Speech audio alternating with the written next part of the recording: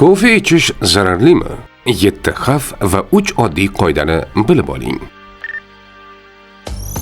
Kofe ertalabki hushyorlik, dam olish va energiya manbai sifatida seviladi, ammo u noto'g'ri ichilsa, sog'lig'ingizga jiddiy ta'sir qilishi mumkin.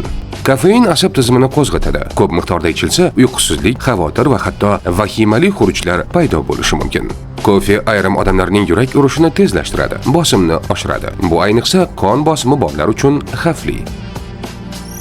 Agar sizda gastrit yoki yara bo'lsa, bu holat yanada og'irlashishi mumkin. Ayniqsa kofeni och qoringa ichsangiz, og'riq va kuyish hissi kuchayadi. Qaramlikka olib keladi. Bosh og'rig'i, charchoq, asabiylik. Bu kofein qaramligining klassik belgilaridir.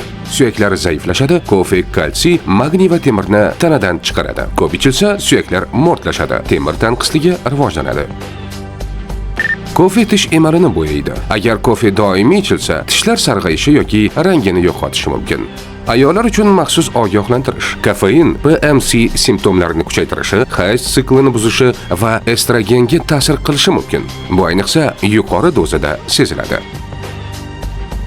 Kofe kuchli ichimlik. Uni me'yorda va to'g'ri ichish muhim. Kuniga 1-2 stakandan oshirmang. Ko'p ichilsa, yurak urishi tezlashadi, asabiylik va uyqusizlik paydo bo'ladi. Och qoringa ichmang. Oshqozon kislotasi ko'payib, gastrit yoki yara kuchayib ketishi mumkin. Uxlashdan 5-6 soat oldin ichmang. Kofe tanada uzoq vaqt saqlanadi. Kechqurun ichsangiz uyquga ketish qiyinlashadi. Chuqur uyqu buziladi.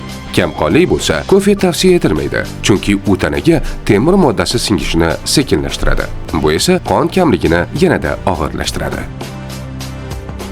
Salomatlik va strategik rivojlanish instituti ijtimoiy tarmoqlariga obuna bo'ling.